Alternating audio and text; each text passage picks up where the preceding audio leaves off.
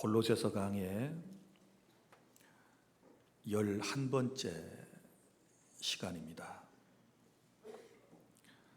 지난 주일에는 주 안에서 새 사람이 된 우리는 죽어야 할 것과 버려야 할 것이 있다라고 하는 말씀을 여러분에게 드렸습니다. 오늘은 우리가 구체적으로 실천해야 할 말씀들에 대하여 설명을 해드리도록 하겠습니다. 본문에서 예수님을 믿고 구원받은 우리에 대한 설명이 먼저 나옵니다. 12절. 그러므로 너희는 하나님이 택하사 거룩하고 사랑받는 자처럼, 이렇게 말씀을 하고 있습니다. 여기 보면 우리를 하나님이 택하셨다, 이렇게 말씀을 합니다. 구원은 하나님의 선택에서부터 시작이 됩니다. 그리고 우리를 구원하신 이후에 우리를 거룩하게 만드셨습니다. 그래서 구원받은 사람을 성도라고 말하는 것이고, 그리고 또한 계속해서 끊임없는 사랑을 받는 사람이다 라고 말씀을 하고 있습니다. 곧 하나님의 성품을 따라 새 사람이 된 성도는 하나님의 성품을 받아 살아가야 하는 것입니다. 그래서 오늘 본문에 보면 우리가 입어야 할 옷 5가지, 곧 그리스도의 성품에 관련된 말씀이 기록되어 있습니다. 자, 하나씩 살펴보도록 하겠습니다. 맨 먼저 나오는 것은 긍휼입니다. 긍휼과 그랬습니다. 우리가 가져야 할 첫 번째 성품이 긍휼이라고 하는 것인데, 이것은 동정 어린 마음, 그리고 자비로운 마음을 말씀을 하는 것입니다. 그 다음에 두 번째가 자비라고 하는 마음이 나옵니다.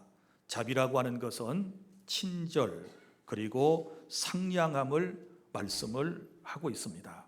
우리 그리스도인들에게 친절함이 있어야 합니다. 우리 모두에게 상냥함이 있어야 한다라고 하는 말씀입니다. 그 다음에 세 번째 덕목이 나오는데, 그것은 겸손입니다. 여기 보면 겸손은 그리스도의 성품이죠. 나는 마음이 온유하고 겸손하니, 이렇게 말씀을 하셨지 않았습니까? 그래서 그리스도와 타인을 섬기는 겸손이 우리에게 있어야 하는 것이고, 겸손은 기독교의 최고의 미덕이라고 하는 사실을 여러분이 기억하시기를 바랍니다. 그 다음에는 온유가 나옵니다. 온유함. 자, 여기서 온유함이라고 하는 것은 단순한 연약함이 아닌 자신의 성질과 생각을 내려놓고 하나님의 일하심을 믿고 바라며 조용히 기다리는 마음을 온유라고 말씀을 하고 있습니다. 그 다음에 5번째 마음은 오래 참음입니다. 여기서 오래 참는다라고 하는 것은 그냥 모든 것을 참는다라는 뜻이 아니고, 자신에게 잘못한 사람에 대하여 쉽게 그리고 성급히 보복하지 않고 견디는 마음을 오래 참음이라고 말할 수 있습니다. 자, 이 5가지 성품은 우리 그리스도인들이 가져야 할 인격을 말한다는 것을 여러분이 기억해 주시기를 바랍니다. 자, 긍휼과 자비와 겸손과 온유와 오래 참음을 우리는 마음속에 늘 간직하고, 이제 새 사람이 되었기 때문에 2가지를 실천해야 되는데, 오늘 말씀에 보면 우리가 실천해야 할 2가지가 나와 있습니다. 자, 첫째는 서로 용서해야 하는 것입니다. 13절 다 함께 낭독합니다. 시작. 누가 누구에게 불만이 있거든 서로 용납하여 피차 용서하되 주께서 너희를 용서하신 것 같이 너희도 그리하고. 아멘. 자, 사람이 세상을 살다 보면 서로에게 불만이 있을 수 있습니다. 인간관계 속에서 불평거리 또 책망거리가 있을 수 있는 것이지요. 그래서 누가 누구에게 불만이 있거든, 옛날 성경에는 혐의가 있거든 이렇게 되어 있었는데 이제 불만이라고 하는 단어로 바꾸어서 번역을 했습니다. 누가 누구에게 불만이 있거든. 여러분들은 누구에게 불만이 있습니까? 가정에서도 불만이 있을 수 있습니다. 아내는 남편에게, 남편은 아내에게 불만이 있을 수 있고, 자녀는 부모에게, 부모는 자식에게 불만이 있을 수 있습니다. 형제 간에도 서로 불만이 있을 수 있습니다. 뿐만 아니라 직장에서도 마찬가지입니다. 윗분에게 불만이 있을 수 있고, 또 아랫사람에게 불만이 있을 수 있고, 또 동료들 사이에도 불만이 있을 수 있습니다. 사람이 모인 곳에는 어디나 불만이 있고, 그리고 불평거리가 늘 있을 수 있다라고 하는 것을 알고 세상을 사셔야 합니다. 교회 생활도 마찬가지입니다. 교회 생활에 만족한 사람이 어디 있겠습니까? 여러분이 전체적으로 다 만족할 수 있겠습니까? 어떤 부분은 만족하지만 어떤 부분에는 교회 생활에 있어서 또 불만족스러운 것들도 있을 수가 있거든요. 그러면 우리의 마음속에 이런 불만이 있을 때 이걸 어떻게 해결하라고 주님이 말씀을 하십니까? 여기 그 다음에 나오는 말씀, 서로 용납하여, 이렇게 말씀을 합니다. 서로 용납하라고 하는 말은 무슨 의미가 있을까요? 이 용납이라고 하는 말은 있는 그대로를 받아들여라 라고 하는 뜻입니다. 그러니까 관용적인 태도를 가져야 하는 것입니다.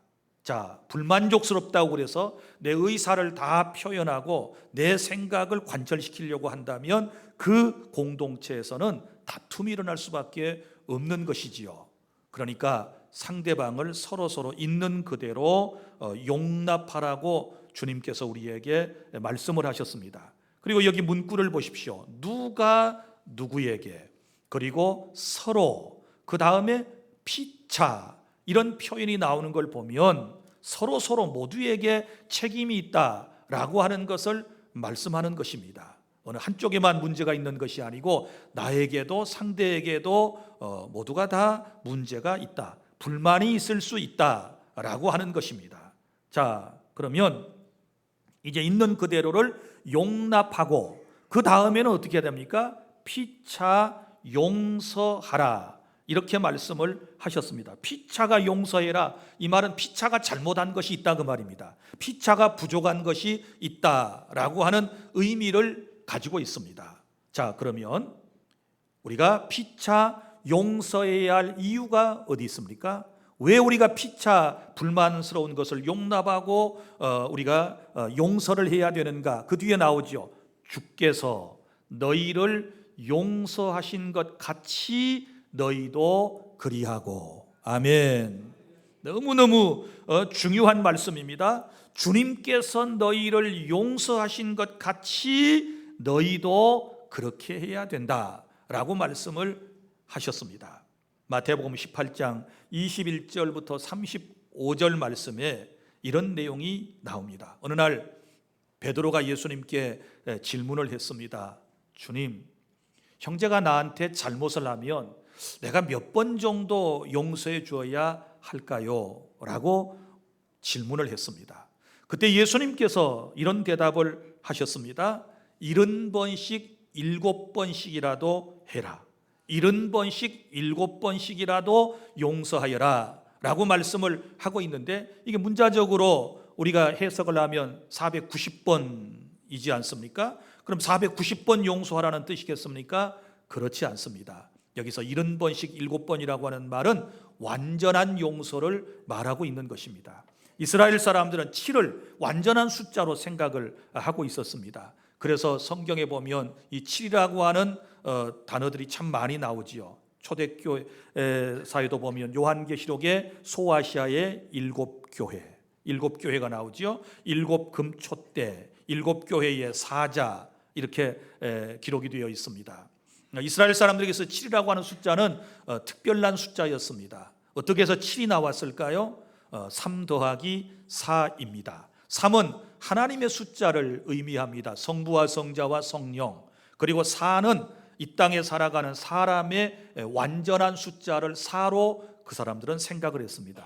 그래서 7이라고 하는 완벽한 숫자를 생각하게 되었고, 이러한 기독교의 문화가 이제 미국으로 혹은 뭐 영국 등으로 건너가서 럭키 세븐이라고 하는 말이 생겨나기도 했습니다. 7이라고 하는 숫자는 완전한, 완벽한, 가장 좋은 이런 개념을 가지고 사용이 되었던 것입니다. 그러니까 예수님께서 70번씩 7번이라도 용서하라 라고 하는 말은 완전히 끝까지 용서해라 라고 하는 그런 의미를 담고 있고, 예수님께서 이 말씀을 하시면서 제자들에게 아주 중요한 이야기를 들려주셨습니다. 그 얘기가 어떤 얘기인가 하면, 어떤 한 사람이 어떤 임금에게 1만 달란트의 빚을 졌다고 했습니다. 그럼 1만 달란트는 무엇일까요?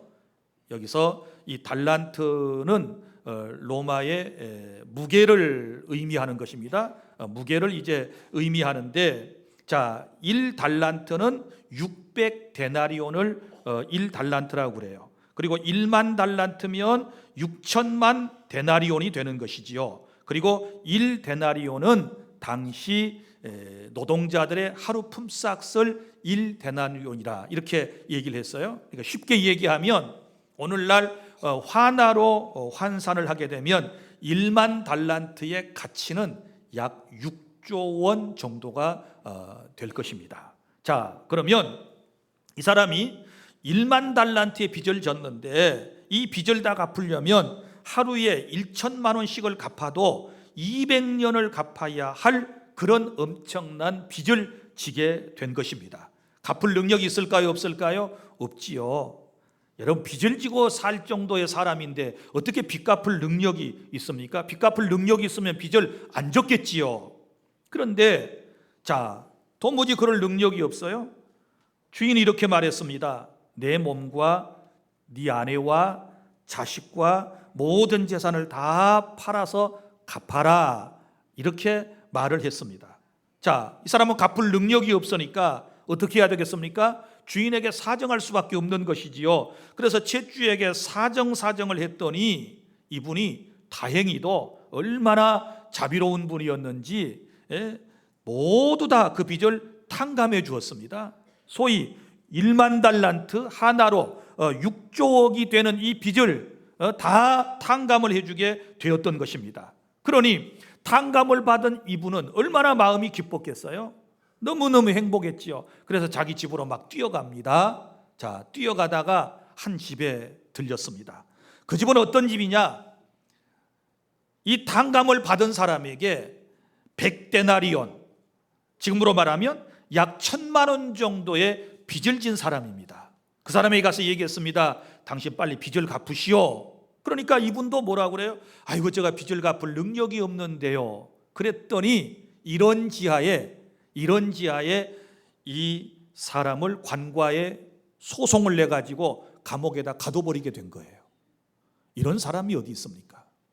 자, 이 얘기가 임금에게 전해졌습니다.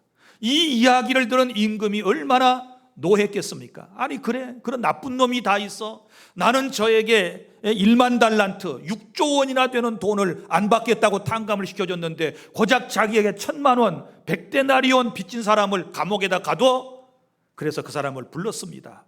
그리고 난 다음에 호된 꾸중을 하고 탕감했던 것을 무효시켜버리고, 그리고 이 사람을 옥에다 가두게 되었다 라고 하는 말씀을 예수님께서 제자들에게 들려주신 것입니다. 이게 무슨 얘기일까요? 우리 인생은 다 1만 달란트보다도 더 엄청난 죄를 하나님께로부터 탕감을 받았어요. 용서를 받았다는 사실을 믿으시기를 바랍니다. 그런데 우리는 그런 엄청난 용서를 받았음에도 불구하고 어떤 사람이 내게 잘못했을 때 아주 소소한 사소한 그런 잘못을 했는데 그것을 용서하지 못하고 보복을 하게 된다면 우리 하나님께서 기뻐하시겠습니까? 그래서 주께서 너희를 용서하신 것 같이 너희도 그리하라. 이렇게 말씀을 하신 것입니다. 사실 여러분, 세상을 살다 보면 누군가를 용서한다는 것, 내게 잘못한 일을 용서한다는 것이 결코 쉬운 게 아니지요. 굉장히 어려운 것입니다. 그런데 용서는요, 용서를 경험한 사람만이 또 다른 사람을 우리가 용서할 수 있습니다. 용서를 경험한 사람이 또 다른 사람을 용서할 수 있다. 이해를 돕기 위해서 제가 그 유명한 빅톨 위고가 쓴 소설 레미제라블이라고 하는 소설의 내용을 잠깐 설명을 해드리도록 하겠습니다. 자, 주인공이 누구입니까? 장발장입니다. 자, 이 장발장이 어려서 너무 배가 고파서 빵가게에 가서 빵 하나를 훔쳐먹고 붙잡혀가지고 5년 감옥살이를 하게 되었습니다. 자, 감옥살이를 하다가 탈출을 시도하지요. 탈출을 시도하다 또 붙잡힙니다. 붙잡혀가지고 가중처벌을 받아가지고 무려 19년 동안 빵 하나 훔쳐먹은 그 죄 때문에 옥살이를 했습니다. 그리고 출소를 했습니다. 19년 만에 출소해서 나온 날 어디로 갔습니까? 성당으로 들어가지요. 성당으로 들어가서 은촛대 하나를 훔쳤습니다. 그것을 훔쳐서 이제 팔아서 돈으로 사용하기 위해서. 그런데 훔쳐 가지고 나오다가 경찰에게 붙잡히지 않습니까? 자, 그 경찰이 장발장을 붙잡아서 성당에 데려갔습니다. 이제 확인을 해야 되니까. 그때에 신부님이 그 모습을 보며 환하게 웃습니다. 아니, 내가 당신한테 은촛대를 주었는데 그걸 왜 다시 가져옵니까? 내가 가져가라고 했지 않소? 하고 돌려보냅니다. 자, 경찰이 어떡합니까? 신부님이 그걸 주셨다 그러니까 구속을 못 시키지요. 그리고 할 수 없이 풀어주게 되었던 것입니다.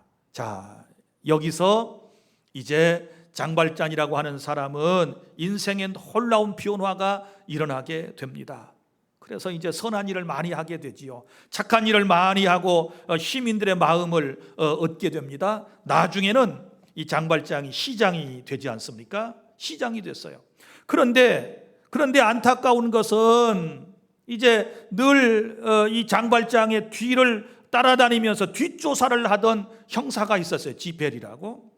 이 사람이 계속 이제 따라다니면서 과거에 좋지 않은 이런 이제 경력들을 들춰내게 되니까 할 수 없이 이 장발장이 어떻게 돼요? 이제 피해 다니게 돼요. 도망가는 신세가 된 것입니다. 그러다가 세월이 어느 정도 흘려서 프랑스의 대혁명이 일어나게 되었습니다. 자, 대혁명이 일어나게 되었고 세상이 바뀌게 되고 정권이 바뀌게 되니까 장발장의 추종자들이 장발장을 괴롭혔던 그 지펠이라고 하는 형사를 붙잡아서 끌고 옵니다. 그리고 이 사람을 처단합시다 라고 얘기를 합니다. 그때 장발장이 웃으면서 그 청년들에게 설명을 합니다. 우리 이래서는 안 됩니다. 이분을 용서해야 됩니다. 그리고 청년들을 설득해서 돌려보낸 다음에 이 형사에게 자유를 주게 됩니다. 그때 형사가 질문을 합니다.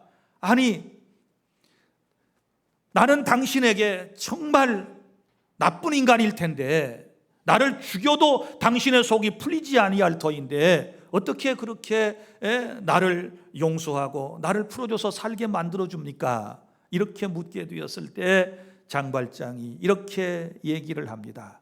세상에서 가장 아름답고 위대하고 크고 넓은 것은 사랑입니다. 내가 당신을 사랑하고 그 사랑하기 때문에 용서합니다 라고 얘기하면서 용서를 선언하는 그런 멋진 모습을 볼 수 있어요. 자, 장발장이 어떻게 이런 용서가 가능했을까요?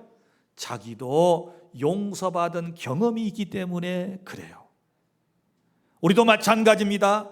여러분이 진실로 용서받은 경험이 있으면 여러분에게 잘못한 분들을 여러분이 용서하려고 노력을 해야 될 줄로 믿습니다. 주님께서 우리 엄청난 죄를 용서하셨습니다. 그렇지 않습니까? 우리는 용서받은 죄인들입니다. 누군가가 나에게 또 잘못을 하면 우리도 그 사람을 나도 용서받았으니 주님께 내 죄도 용서받았으니 마땅히 용서하려고 하는 그런 아름다운 마음을 가져야 하는 것, 이것이 바로 새로운 사람이 가져야 할 마음이라고 하는 것, 실천에 옮겨야 할 여러분 그리스도인의 품성이라고 하는 사실을 꼭 기억해 주시기를 바랍니다. 둘째로 우리가 실천해야 할 것이 있습니다. 그것은 사랑입니다. 14절 다 함께 시작. 이 모든 것 위에 사랑을 더하라. 이는 온전하게 매는 띠니라. 아멘. 자, 여기 이 모든 것 위에다가 사랑을 더하라고 그랬는데 이 모든 것은 무엇을 말할까요? 13절에 나오는 그리스도인이 입어야 할 5가지 덕목을 얘기하지요.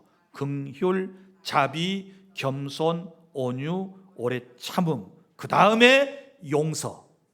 믿습니까? 자, 이 모든 것 위에다가 사랑을 추가해야 긍휼과 자비와 겸손과 온유와 오래 참음이 온전해질 수 있다라고 하는 말씀입니다. 여러분이 아무리 긍휼이 있고 아무리 자비한 마음이 있고 여러분이 겸손하고 온유하고 잘 참아낸다 할지라도 사랑 없으면 아무 소용이 없다는 사실을 기억하시기를 바랍니다. 그래서 로마서 13장 9절부터 10절 사랑은 율법의 완성이라고 말씀을 했고 그리스도인이 가져야 할 최고의 덕목이 바로 사랑이라고 하는 사실을 기억하시기를 바랍니다. 우리 복음성가에 천사의 말을 하는 사람도 사랑 없으면 소용이 없고 심오한 진리 깨달은 자도 울리는 징과 같네. 하나님 말씀 전한다 해도 그 무슨 소용이 있나? 사랑 없으면 소용이 없고 아무것도 아닙니다. 모든 것 위에다가 사랑을 더하셔야 합니다. 여러분이 예배하며 하나님을 사랑하는 마음이 없으면 아무 소용 없습니다. 제가 지금 여러분들에게 하나님의 말씀을 전해도 주님의 사랑으로 전하지 아니하면 아무런 소용이 없습니다. 여러분이 구제하고 남을 도와주고 선한 일을 아무리 많이 하는 것처럼 보여도 사랑 없으면 소용이 없습니다.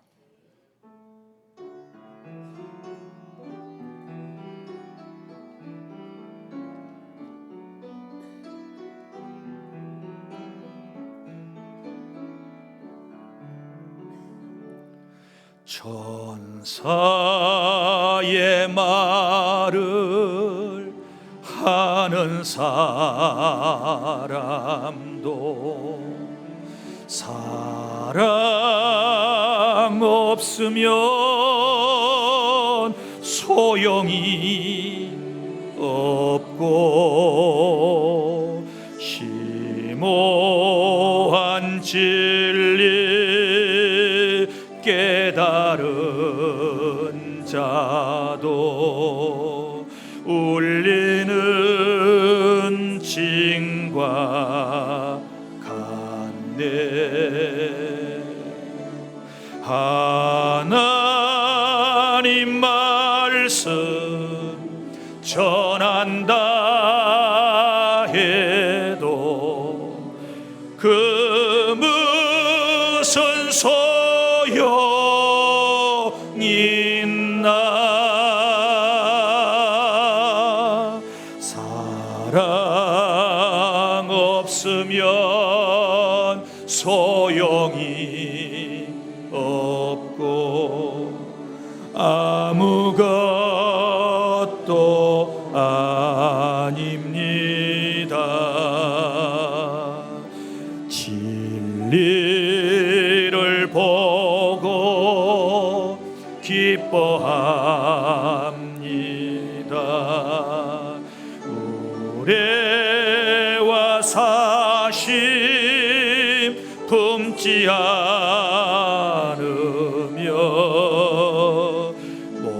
모든 건 믿고 바라는 사랑 모든 것 덮어주네.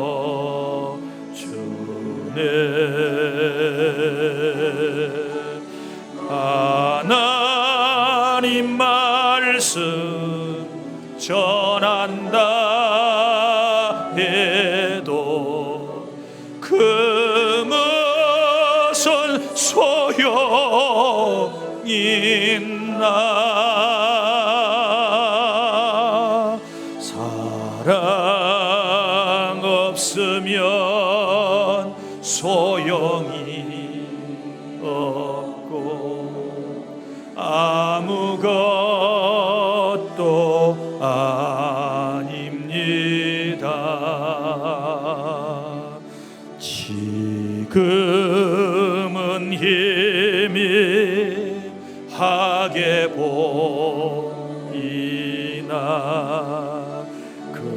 그때는 주를 맞대고 보리. 하나님 나를 알고 계시듯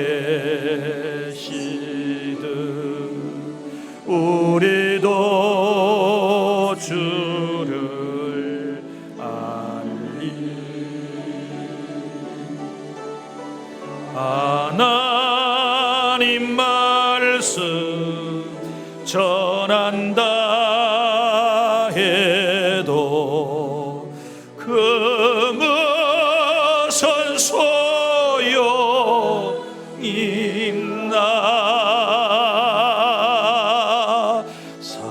사랑 없으면 소용이 없고 아무것도 아닙니다.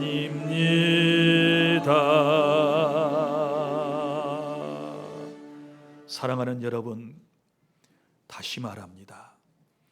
우리에게 긍휼한 마음이 있고 자비의 마음이 있고 겸손함이 있고 온유함이 있고 오래 참음이 있고 용서까지 있다 할지라도 사랑을 더하지 아니하면 아무 소용이 없다는 사실을 기억하시기를 바랍니다.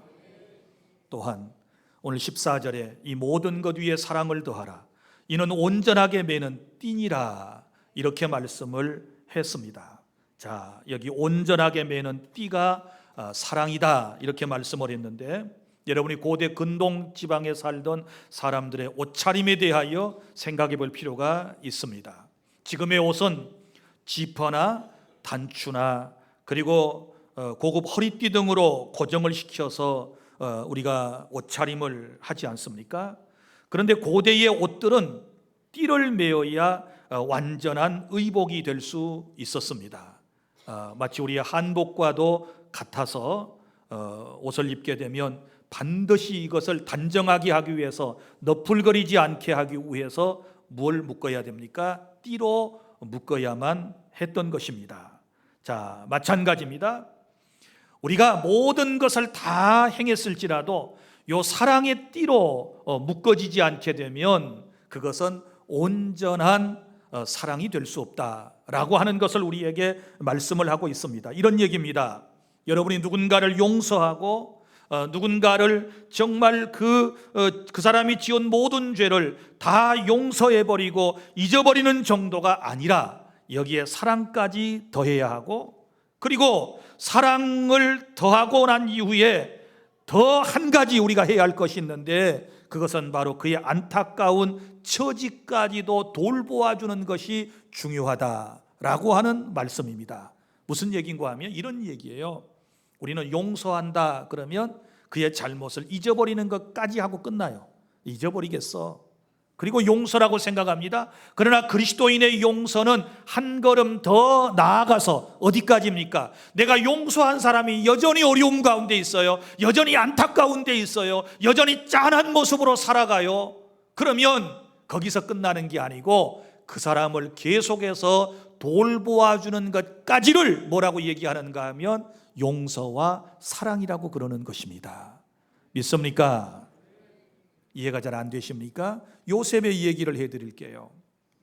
자, 구약의 요셉이라고 하는 유명한 사람이 있습니다. 형님들에게 미움을 받았습니다. 애굽의 종으로 팔려갔습니다. 팔려간 요셉은 보디발의 집에서 종살이를 했습니다. 열심히 충성을 다하고 그 때문에 그의 가정이 복을 받았음에도 불구하고 보디발의 아내가 모함을 했습니다. 그리고 그를 감옥에 넣었습니다. 감옥에서도 여러 죄수들과 특별히 떡 맡은 관원장, 술 맡은 관원장을 지극정성으로 보살피워 주었습니다. 그런데 안타깝게도 그 사람들조차도 요셉의 이 사랑을 끝까지 간직하지 못했습니다. 자, 모든 사람들에게 다 잊혀지는 존재가 되었습니다. 그런데 그럼에도 불구하고 하나님이 요셉과 함께 해주심으로 이 요셉이 나중에는 이집트, 애굽의 총리가 되었습니다. 그런데 그의 가족들이 살던 가나안 땅, 이스라엘 땅에는 흉년이 들었습니다. 먹고 살기가 힘들었습니다. 그래서 그의 형들이 식량을 구하기 위해서 애굽 땅으로 내려왔습니다. 자, 요셉은 그의 형들을 보고 알 수 있었습니다. 우리 형님들이구나. 그러나 그의 형님들은 요셉이 그 나라의 총리가 되었다는 사실을 알지 못하게 되었습니다. 나중에서 형제들이 서로 알게 됩니다. 자, 알게 되었을 때 형님들이 우리들이 미워해서 죽이려다가 팔았던 그 요셉이 그 나라의 총리가 되었다는 사실을 알게 되었을 때 마음속에 엄청난 두려움을 느끼게 되지 않습니까? 엄청난 두려움을 느끼죠. 왜냐하면 요셉이 충분히 보복할 수 있었거든요. 창세기 50장에 보면 어떤 이야기가 나옵니까? 형들이 요셉 앞에서 사지를 부들부들 떨면서 보복에 대한 두려움을 가지고 있을 때 요셉이 그들을 안심시키지 않습니까? 형님들아, 두려워하지 말아라. 형들이 나를 애굽 땅에 팔았으므로 나를 너무 두려워하지 말아라. 나는 형들 보복하지 않을 거야. 나는 이미 형들의 죄를 다 용서했어. 그러면서 뭐라고 얘기합니까? 형들이 나를 이곳에 팔았을지라도 우리 하나님께서 우리 가족을 구원하라고 저 애굽 땅에서 나를 먼저 이곳에 보냈다는 사실을 나는 알고 있어. 하나님이 나를 먼저 보냈어. 내가 형들에게 보복하지 않아. 형들의 죄를 다 용서해. 그러니 걱정하지 마라. 이렇게 얘기를 하면서 형님들뿐만 아니라 형님들의 자손들, 조카들, 그리고 그 후손까지라도 내가 다 보살펴 줄게. 그러면서 저 가나안 땅에 살고 있던 자기의 가족들 70명을 집단으로 전부 어디로 이주시킵니까? 애굽의 가장 비옥한 땅 고센이라고 하는 땅으로 집단 이주를 시켜서 요셉이 그 형제 자매들을, 가족들을 잘 보살펴 주는 것을 우리가 볼 수 있지 않습니까? 이것을 진정한 용서요, 진정한 사랑이라고 말할 수 있는 것입니다. 형제들의 죄를 용서했을 뿐만 아니라 사랑까지 베풀어서 요셉이 다 가족들을 보살펴주는 이런 모습들을 저와 여러분이 본받아야 될 줄로 믿습니다. 누군가가 나에게 잘못했을 때 내가 다 잊어버리고 용서할게, 이 정도 수준 가지고는 안 돼요. 여러분, 그가 어려움 속에 있으면 그를 여전히 우리가 사랑하는 마음으로 끝까지 보살펴주는 그런 아름다운 마음씨를 저와 여러분이 가지고 실천해야 된다라고 하는 사실을 믿으시기를 바랍니다. 이제 말씀을 맺습니다. 사랑하는 성도 여러분, 지난 시간에는 우리가 성도가 버려야 할 옛 성품과 행실에 대해서 말씀을 드렸습니다. 그래서 죽여야 할 것이 있고 그리고 벗어야 할 것이 있다, 이렇게 말씀을 드린 것을 여러분이 기억하실는지 모르겠습니다. 그런데 오늘 말씀에는 이제 입고 12절 맨 끝에 입고 그랬지요. 자, 여러분, 벗고 입는다, 이 의미를 다시 한번 기억해 주십시오. 제가 지난 시간에 여러분들에게 요한복음 11장에 나사로에 대한 얘기를 하면서 나사로가 병들어 죽게 되었을 때는 수의를 입었다. 그러나 예수님이 와야 다시 살게 되었을 때는 수의는 벗고 새로운 옷을 입었다 라고 하는 말씀을 드렸습니다. 우리가 허물과 죄로 죽었을 때 거듭나기 전에는 죄를 짓고 구습을 쫓아 살았지만 예수 그리스도를 통하여 새 생명을 얻었으면 이제는 수의와 같은 옛날의 모든 구습은, 죄악된 것은 다 벗어버리고 예수 그리스도의 의의 옷을 입어야 된다고 말씀을 하셨는데, 그 입어야 할 옷이 여기 5가지: 긍휼, 자비, 겸손, 온유, 오래 참음으로 옷 입는 시간이 될 수 있기를 바랍니다. 자, 그리고 이제 우리가 이 5가지 성품을 옷 입었으면 2가지를 실천해야 된다라고 하는 말씀을 드렸는데, 첫째가 바로 서로 용서하며 살아가는 것이라고 했습니다. 우리가 우리에게 죄 지은 자를 용서해야 돼요. 주님께서 나의 죄를 용서하신 것처럼 우리가 기꺼이 용서해 주시기를 바랍니다. 그리고 한 걸음 더 나아가서 용서한 이후에 사랑으로 돌보아 주기까지 하는 것이 주님이 기뻐하시는 우리의 삶의 태도라고 하는 것을 기억하고 우리 모두 사랑을 더해 가시고 사랑으로 온전하게 띠를 메어서 우리가 정말 주님 보실 때에 아름다운 하나님의 백성으로서의 삶을 살아가는 저와 여러분이 다 될 수 있기를 바랍니다. 기도하겠습니다.